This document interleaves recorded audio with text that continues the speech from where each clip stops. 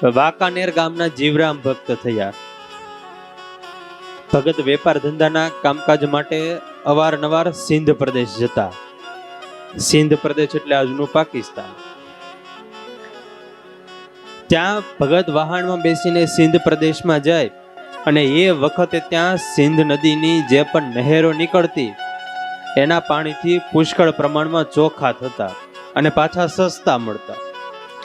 એટલે ભગત મોટી મોટી જહાજો ભરીને એ ચોખા ત્યાંથી અહીંયા ગુજરાતમાં લાવે અને અહીંયા લાવીને નાના મોટા બધા વેપારીને જથ્થાબંધ વેચે ચોખા.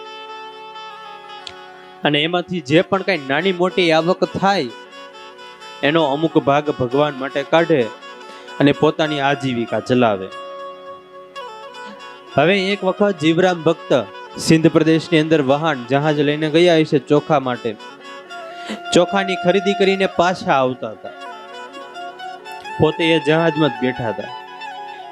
જેમ અહીંયા આપણે ધરતી ઉપર ચોર હોય, લૂંટારા હોય, ગુંડાગીરી થાય, એમ ત્યાં જહાજની અંદર પણ ચોરી થાય.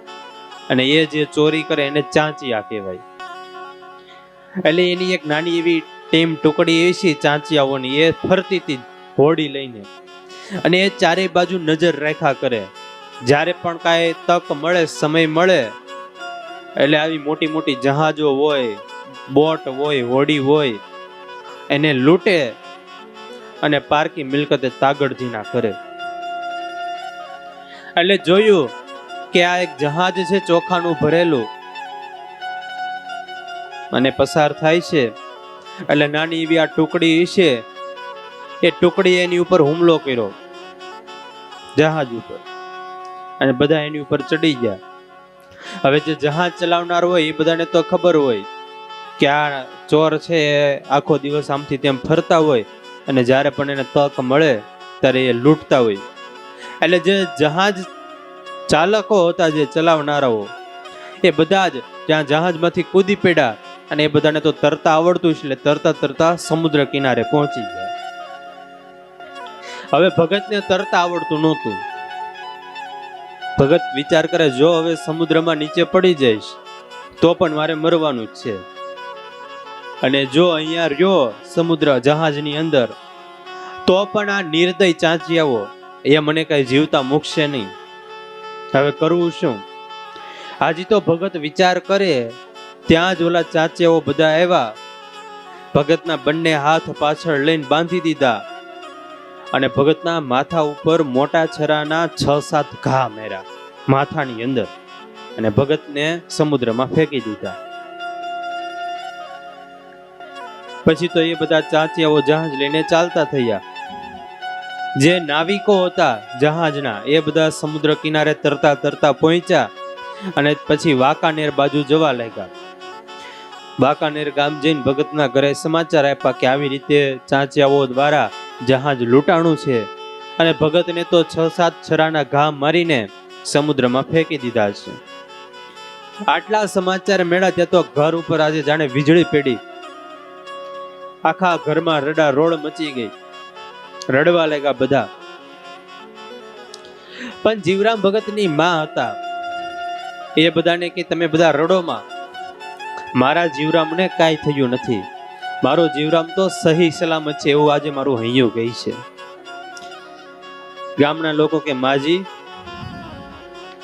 તમારો હૈયું કઠણ છે અને બીજું તમારી મોટી ઉંમર થઈ છે એટલે તમને જલ્દી વિશ્વાસ નહીં આવે. પણ માં આ જે બધા નાવિકો હતા ને એ બધા નાવિકોએ જ સમાચાર આપ્યા છે, એ પોતાની નજરે જોઈને આવ્યા છે કે તમારા જીવરામની માથે ચાંચિયાઓએ 6-7 છરાના ઘા માર્યા અને પાછા સમુદ્રમાં ફેંકી દીધા છે. એટલે હવે જીવરામ ભગત જીવતા નહીં હોય એટલે માં તમે સમજો, બધી જે પણ કઈ નાની મોટી વિધિ હોય એ શરૂ કરો અને વહુને ચૂડા કર્મ કરાવો. પણ જીવરામ ભગતના માને વારંવાર મનમાં વિચાર ઘૂંટાયા કરે, શું થયું હશે મારા જીવરામનું? આ બધા વાતો કરે છે તો શું ખરેખર મારું જીવરામ આજે મરી ગયો હશે? અરે મારા મહારાજની ઈચ્છા ન હોય તો મારા જીવરામનો કોઈ વાળ પણ વાંકો ન કરી શકે. તો શું આજે મહારાજે મારા જીવરામની રક્ષા નહીં કરી હોય? અમે તો અમારી જે પણ આવક થાય એનો ભાગ અમે ભગવાનને અર્પણ કરીએ છીએ. ચોખા આવે તો એ ચોખા પણ અમે મૂળી રાધાકૃષ્ણ દેવ છે એને થાળમાં અર્પણ કરીએ છીએ. અમે ક્યારે પણ અનીતિનું લેતા નથી, અન્યાય ક્યારેય કરતા નથી ધંધામાં. અમારા ઘરે ક્યારે અનીતિનો પૈસો આવવા દેતા નથી. તો ખરેખર મારા જીવરામ મરી ગયો છે, ભગવાને શું કર્યું છે, શું થયું હશે એનું? અવારનવાર મનમાં વિચાર ઘૂંટાયા લાગે અને માની ધીરજ ખૂટીને ધીરે ધીરે આંખમાંથી દળ દળ દળ આંસુ વહેવા લાગ્યા. અને જ્યારે આપણી ધીરજ ખૂટે ત્યારે ઠાકોરજી ધીરજ દેવા માટે આવે. ઠાકોરજીએ દર્શન દીધા માને. કીધું, માં તમે ચિંતા કરો માં, તમારા જીવરામને કોઈ પણ કાંઈ કરી શકે એમ નથી. અને માં તમે બધાની સામે હોડ મૂકીને કહીજો, શરત મારીને કહીજો કે આવતીકાલે બપોર થશે ને ત્યાં તો મારો જીવરામ ઘરે પાછો આવી જશે.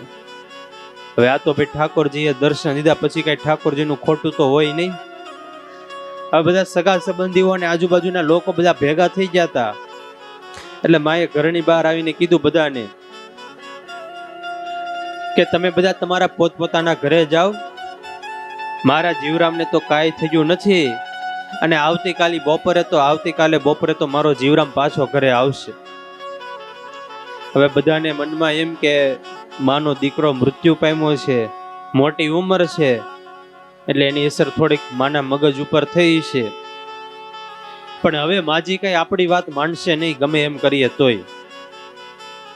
એટલે બધા સગા સંબંધીઓ કે કાંઈ વાંધો નહીં, માજી જો કાલ બપોર સુધીની રાહ જોવાની વાત કરે છે તો કાલ બપોર સુધી રાહ જોઈએ અને પછી જો જીવરામ ન આવે તો પછી આપણે વિધિ જે પણ છે એ શરૂ કરશું. એટલે બધા સગા સંબંધીઓને ગામજનોને પોતપોતાને ઘરે ગયા. બીજા દિવસ બપોર થવા આવી, ગામના લોકો અને સગા સંબંધીઓને બધા ઘરે ભેગા થયા. રાહ જોવે બધા, માજી પણ રાહ જોઈને બેઠા છે. મહારાજે કીધું હતું જીવરામ તમારો આવશે બપોર થશે ત્યાં. હવે બપોર થવા આવી પણ હજી જીવરામ ભગત આવ્યા નથી. હવે સગા સંબંધી તો બધા વિધિ શરૂ કરવાની તૈયારી કરે, બધો સામાન ભેગો કરવા લાગ્યા. અને ત્યાં બપોરનું ટાણું થયું અને મધ બપોર થઈ ત્યારે તો આમ દૂરથી બધા નજર કરી, ત્યાં તો જીવરામ ભગત ચાલ્યા આવતા હતા. માજી તો રાજી થઈ ગયા, એના પત્ની પણ રાજી થઈ ગયા. ઓહો, બધાને તો ગામજનોને તો આશ્ચર્ય થયું, આ જીવરામ ભગત મૃત્યુ પામ્યા હતા. નાવિકો બધા વાતો કરતા હતા કે જીવરામ ભગતને તો સમુદ્રમાં ફેંકી દીધા, એના માથા ઉપર 6-7 છરાના ઘા કર્યા, તો પછી આ જીવતા કેમ? જીવરામ ભગત ઘરે આવ્યા. આખા પરિવારને ખૂબ જ આનંદ થયો.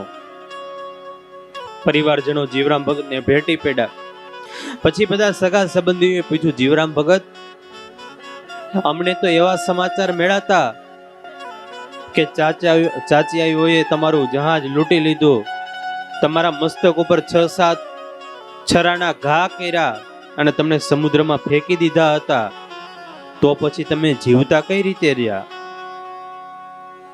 અને ત્યારે જીવરામ ભગતે કીધું, સાંભળો ગામજનો, સ્નેહીજનો, અરે હથિયાર કરતા પણ મારા ઠાકોરજીની કૃપા મહાન છે.